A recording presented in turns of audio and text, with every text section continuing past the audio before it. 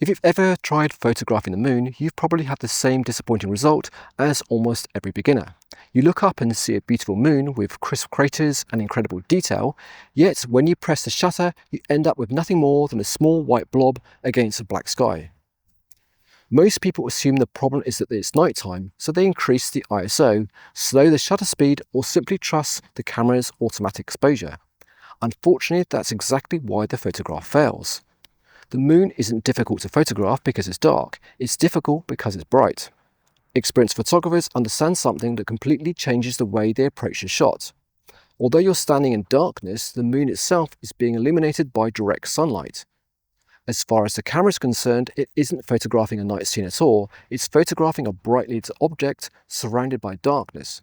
The camera doesn't understand that the moon is your subject. It simply sees a mostly black frame and tries to brighten everything until it averages out to a middle grey. The result is an overexposed moon with no detail left on its surface.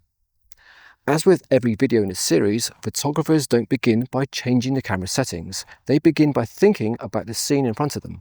Their thought process is always the same, and it's what I teach all the time. See, think, move, compose, set the camera, press the shutter.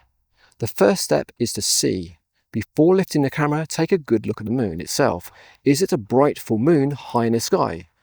If it is, then you're photographing one of the easiest astronomical subjects there is because the light falling on the moon is simply sunlight.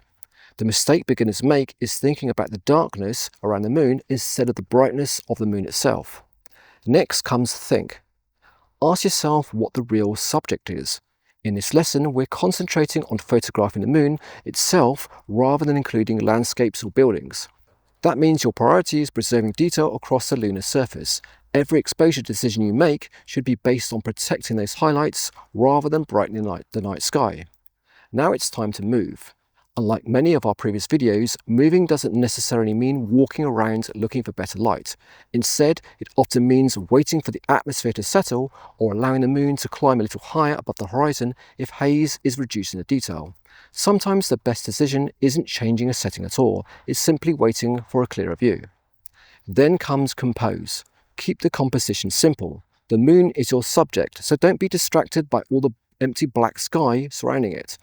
Fill as much of the frame as your lens allows and then let the moon become the centre of attention.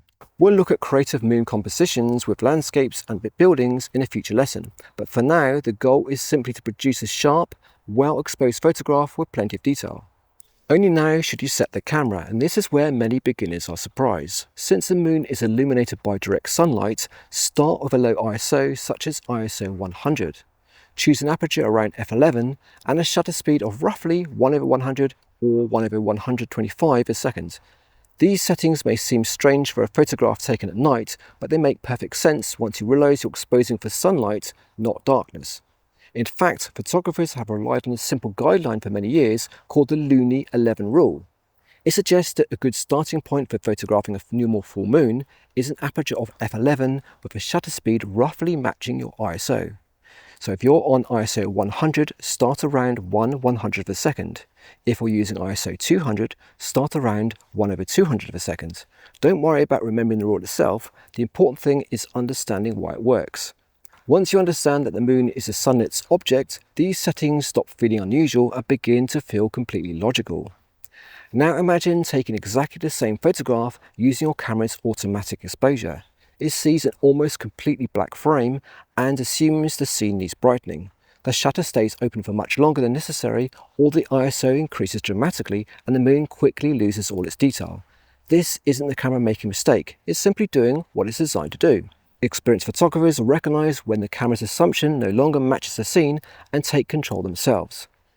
You might find that your first exposure isn't perfect, and that's completely normal. The atmosphere, the haze, and the exact phase of the moon could all affect the brightness slightly, so don't be afraid to review the image, zoom in on the moon, and make small adjustments to the shutter speed if necessary.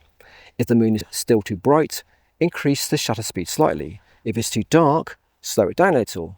The important thing is that you're making small adjustments around a sensible starting point rather than allowing the camera to guess. It's a completely different way of thinking, and once you understand it, you'll find that photographing the moon becomes surprisingly straightforward. And that's how photographers think. They see, think, move, Compose, set the camera, press the shutter. They don't expose for the night sky because the night sky isn't the subject. They expose for the moon because that's where the story is. Once you start making this simple change in your thinking, you'll never come home with another featureless white blob again.